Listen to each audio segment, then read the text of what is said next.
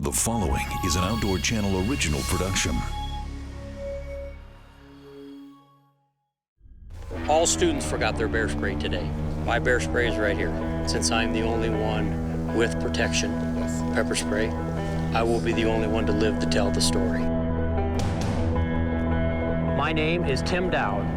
I've been a professional guide and outfitter for over 30 years. I know what it takes to get it done in America's roughest mountain. I get my clients within spitting distance of stunning big bull elk and monster black bears. Each year, I invite students from around the world into mine. They all say they want to learn what I know. Outfitting is one of the most demanding jobs in the world. 20-hour workday is normal, and only the toughest have what it takes. They are mine for a month, my ranch, my rules. I will find out who's tough enough. You never know what's going to happen, but I guarantee they'll never forget Outfitter Bootcamp. I was frustrated with the frustrations of other people last week. At my school, I'm always right. I'm the outfitter, I'm the teacher, but I can't teach common sense. If I was hired to be a packer, Okay? that would be my responsibility to organize, keep everything that I know I'm going to take and use into the camp, and that was my responsibility 100%. One of the things I was really looking forward to with this guide school was learning how to pack, learning about the animals more. And because we had to do a little work, there was definitely some frustrations. How are you going to know this goes on rooster? Mark it, How are you going to mark it? a piece of tape and a marker. You're going to mark mine with a piece of tape. Everything has to be Jason's way. He breaks so much under pressure that he causes harm or death to himself, to another client, when they're up there all by themselves on the mountain. Okay, so yeah, I'm confused. Because we were told it takes 20% of their weight unless it's over 20 miles, and depending on the terrain. Parts of packing, like getting your loads balanced, getting your hitch tight, aren't that big a deal here for them. Once they get on the mountain and the load shifts underneath the mule falls off the cliff, injures himself, injures their client. Now that little problem has turned into a huge disaster. I just don't understand why we're going around in circles, trying to do stuff ahead of time without being taught the full correct way the first time. I was to the point where I was debating about leaving, simply because, like I said, I was learning stuff, a lot of stuff I already knew. Okay, then don't do it. Confused. Then- No, I don't mind doing it. No, you but just I'm said trying to that- figure out why. What? Don't worry about it then. Sit down, they'll finish it, and then I'll explain every step to you. It's like trying to tell my boy, you can't have candy. But why? You can't have it. You got to eat dinner. But why? I mean, it's just this, get the point, just shut up and do it and you figure it out. They know how to pack the panniers. They know the proper way to do it with the easy stuff. So now they're gonna have all kinds of things that are hard to pack, like elk antlers, barrels, all kinds of stuff where they have to think about, how do I pack this? What I've really come to the school for and what I'm really looking forward to learning is all the packing skills. I have a cooler full of groceries here and a crosscut saw packed right here. But I'm confused how to do it without stabbing through the manning. You get it, Jance? Yeah, sure, except the sawbuck's hanging out. I mean, sure, I'm 18 years old, but it don't really matter. I mean, you can be 18 or 35 and you can still do the same as long as you work hard. You want Jance to give you ideas? Yeah, shoot him. Okay, you're done, so help him. Front still tucked in. All right, now here's my other question. Where are you gonna run your diamond at? You don't want to right do it. around his head. Yeah, but you don't want to do it on top of his nose and break his whole face in. I'm not gonna give them something to pack and say, here's how you have to pack it. Because I know it's going to be probably one of the more difficult things we're going to have to learn how to pack out. And we were really not sure, so this... And this is gonna be another thing that you're gonna be packing quite often if you're gonna be an elk guide. You go cut a log or a stick, and you're gonna place that underneath here. That's good. Okay, That makes sense. Yeah. next one. One thing I don't like to see is this. If this thing would happen to get loose and come out, it's attached permanently to the animal and I can't get it off them. If I'm in a wreck, he's going to be dragging along behind, and that snake's following him, and he can't get away from that stake. Coming to the school, going to make me more prepared for going into it, less chances of getting hurt. Now, one thing that helps me is anything that has momentum is going to slow down. So let's say this is heavy left. I always watch the last couple rocks, because what happens is it does this, and then it hangs for a split second when it's losing momentum, the side that it's heavy. So, don't anybody say anything. I'm gonna rock it as many times as I need to. Once you know what it is, I want you to stand over here away from the back of the animal. So, I'm gonna go 1, 2, 3, let it go. I packed a packing saddle. Actually, of all the things, it was probably the easiest, so it went pretty good. They were easy on me. It's hot out. Okay, now, if you think it's in the center, stand right here. If you think it's heavy left, stand over there. If you think it's heavy right, stand over here. Are you? Center. Okay. I'm actually going to be, I think, more stressed out on the day that we're actually packing for the trail, because that's where it really matters. This is practice, and even though it's still confusing at this point, I'm going to be more stressed out that morning when we hit the trail, because I just don't want to be the cause of things going wrong. Rufus never lies. So the way we find out is everybody stand behind Rufus. If I walk him, you're going to watch the way that his saddle moves.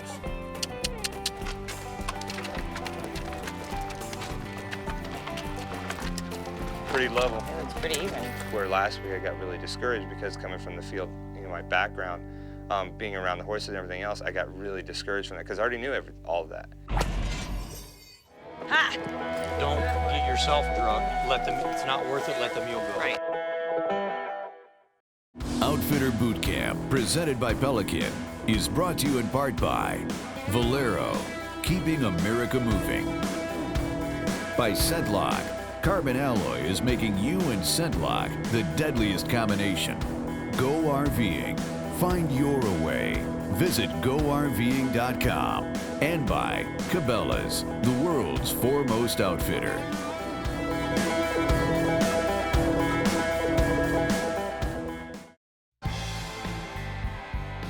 The herding of the mules or horses, of going over and getting 6, is definitely becoming easier.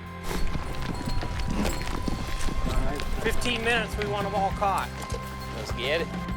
So it is now 25 after. Right now, we're gonna try to work them all the way around. Instead of having a 35-acre plot we gotta catch them in, we're gonna narrow it down to a 5-acre plot to catch them in. And I'm just kind of stationed here so that I can shut this gate when the mules come around. We need to tighten it up. Watch that end.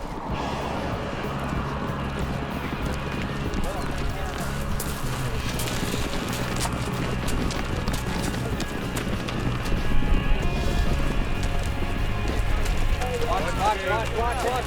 Shut the gate, shut the gate, shut the gate. Whoa.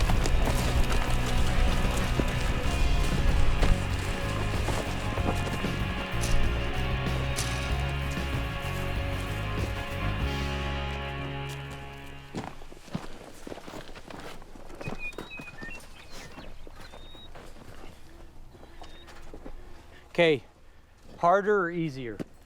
Much easier. I think it became much easier for all of us. Okay, so now the 2 team members work as a team to get your animal. Watch what you're doing when you're walking. You should already have your fence started. Everybody to the corner in a hurry. Don't let her come back. Jance, to the corner now. Come on. All right, we ain't got the corners figured out, y'all. Keep them in. Don't let anybody through. Or she's gonna come through. Just exactly like that. Ha! Get one through, she's gone. There they go. Watch you don't get run over. You guys gotta watch what the hell you're doing. Don't get yourself drugged. It's not worth it, let the mule go. Right. Okay. Anybody can come out here and fail, and anyone can come out here and succeed. Better or worse? Better. Why? So we knew what we were looking for, and we worked as a team to get them in here. You worked as a team. How we doing on time? Question of the day. 35 minutes. Really? No, it wasn't that long. 15 minutes, exactly what we wanted to do. We're getting it down. It's never perfect. You never know when maybe the lead horse is going to branch off away or find a gap and break away from you. For us. Shut the gate, shut the gate, shut the gate.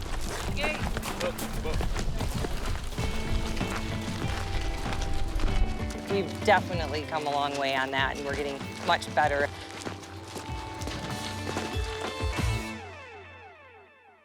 This is the Tim Dowd shower tent situation here at base camp. It's a little bit different when we're in the mountains, but it's the same kind of thing. In the backcountry, there's absolutely nothing there. So everything that we have to design or make. This is the shower system. You know, you take for granted taking a shower at home. You step in, boom, there you go. You get in and out in a couple minutes and you're done. You have a wood stove with a panniard on top of it. The panniard is full of water. In back of the panniard is 2 hoses that goes into a coil that's hooked up here to the pipe. We have to go get the water way across the ranch here from just an underground well system in buckets. You start a fire, it heats the water in the coil, it goes through the line, and it heats the tank. So the first thing we have to do is actually get the fire going inside the stove. We have to chop our own wood. It takes 2.5 to 3 hours to get that water hot enough to make a good shower. Hence you get your hot water. And it takes about 3 buckets to fill the pan. We have our little bucket over here, which we can put up here, get the hot water we need. We dip it in, get about half of hot water. And this is the shower right here, this lovely bucket. Bring it up here, and we unhook this first rope, and the bucket will come down and stop. You put as much hot water in as you want, mix it with your cold water. But we pour in half hot and then transfer half cold into the bucket in here. And then it's just a pulley system here. You pulley up the nice little shower.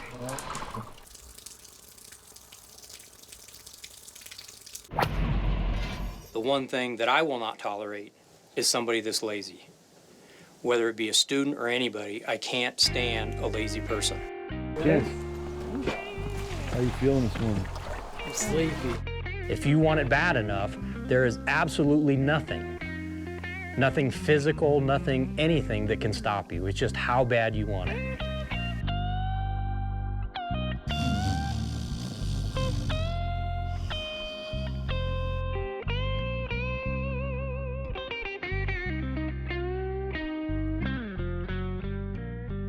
There's Jant sitting down again.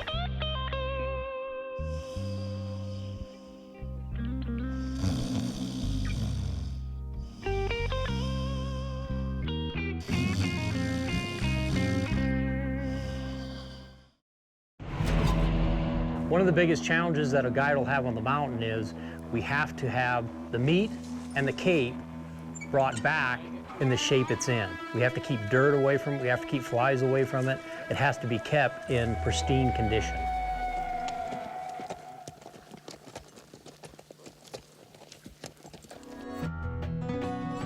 Coming to the taxidermist is something the students always like. It's hands-on, they get a cape. A lot of them always wanted to know how to cape, and everyone loves to come to the taxidermist and cape. I've never, though, skinned out a full head. I've only caped out whitetails up to the neck or, you know, dressed out game in Africa. I've never actually skinned out an animal, so that'll be new to me.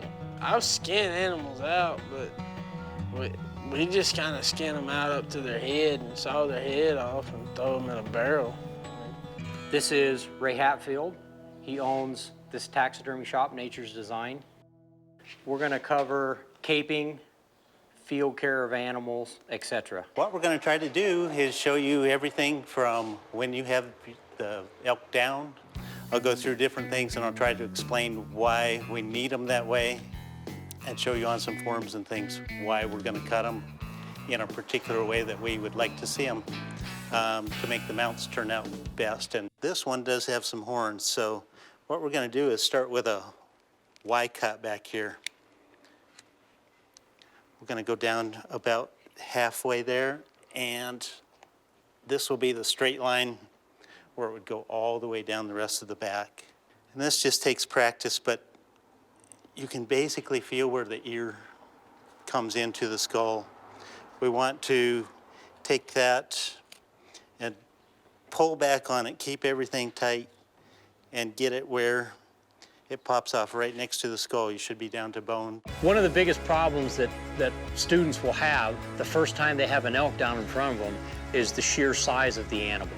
All of a sudden they have something that's 10 times bigger than a deer and they seem overwhelmed. They're doing the exact same thing they're doing with a deer, only it's a lot bigger. I can't just take the animal and gut them out, throw them over my back and take off for the truck.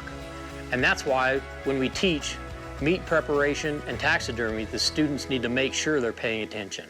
What we want to do is keeping that hide tight again. Put your finger right in there next to the eyelid, because this is probably the easiest place to cut, the back corner and the front corner of the eye. And I'll show you this. On the lower lip, a lot of times you can come all the way down the face. A lot of times it's going to be easier to start in here where you can see a little bit better. I learned a lot. I mean, I didn't really understand that you had to roll the lips over and get around the inside of the gums and the lips. And then the ears, that you can actually skin them out. I always thought you just cut them at the, at the base of the skull and, let the taxidermist do it. That is this back corner right there. Then you can cut everything and that will pull off the head. I've never fully done the turning of the lips and the ears, so I was really excited to learn how to do that, not only because it's a great skill to have, but also it saves you money when you take your animal in to get them mounted at the taxidermist if you've already done that work. I believe it's critical for an outfitter and a guide to learn how to properly take care of an animal after they field dressed it, because that client has paid a lot of money to go on that hunt. They almost always want whether it's a European mount or a full mount or just the hide. And I mean, they pay a guide and outfitter big dollars to take care of that animal. I believe you better learn how to do it right. Outfitter Bootcamp, presented by Pelican, is brought to you in part by Valero, keeping America moving. By Sedlock, carbon alloy is making you and Sedlock the deadliest combination. Go RVing, find your way. Visit GoRVing.com. And by Cabela's, the world's foremost outfitter.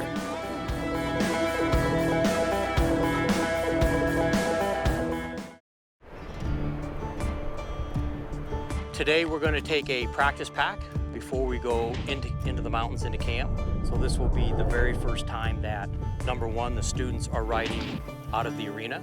Number two, the students are riding with a pack animal behind them. And number three, that the students are packing on an animal that's going to be moving, not one that's stationary tied to the rail. Nobody should be standing around. You should be doing something or helping somebody. Tightening up our riding saddles here, our cinches, and we're about to get underway, so it should be a good day. The main lesson in the practice pack is now the students are riding, but they also have a pack animal. Now, they're not just have to control this animal, I have to control the animal behind me too. I can't ride with two hands. I gotta ride with one hand to control my riding animal and one hand to control the pack animal. It's twice as difficult. Can they handle it or can they not handle it? Everybody ready? So, okay, let's go. Give him a kick, let's go. No. Come on, buddy. Hey, get back.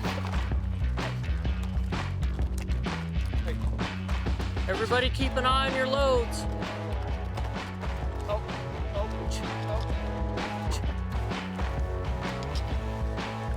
No dumping of carcasses. So that means there's a bunch of carcasses up here. Look to your I'm left. glad I got my bear spray. All students forgot their bear spray today. My bear spray is right here. It's my American Express card. I never leave home without it. If you were on foot, that thing would be hauling ass. Yeah, that's crazy. It's a bear right around the corner. So since I'm the only one with protection, pepper spray, I will be the only one to live to tell the story. Okay, if everybody's good to go, let's go. Get in. Diamond Bay. Pick y'all's heads up. Time to walk. I knew there'd be some surprises, but here's how I have it this week. You know, Jance is really the life of the party here at this place, so it's hard not to root for him. Jason seems to be good with horses, but I worry how he is with people. You know, I didn't think Nick had what it takes, but he seems to move up my list every week. You know, Jana had some rough spots, but she really seems like she just wants to finish. I think the one thing that Shane needs to learn is that not everybody's gonna work at his level. You know, what concerns me about Mike is what he says when he thinks nobody's listening.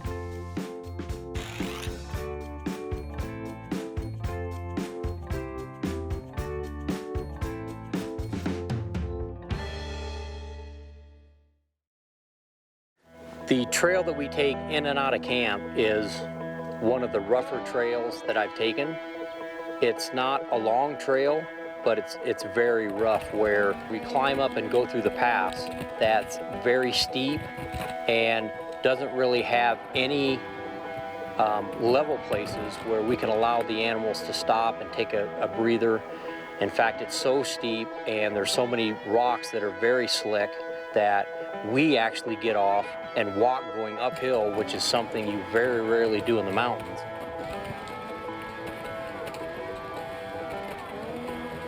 It's very important to be a good rider in the backcountry because you have such rough terrain that you're crossing 90% of the time. I'm not saying you have to be an expert or an Olympic type rider, but you have to have a good idea of what you're doing.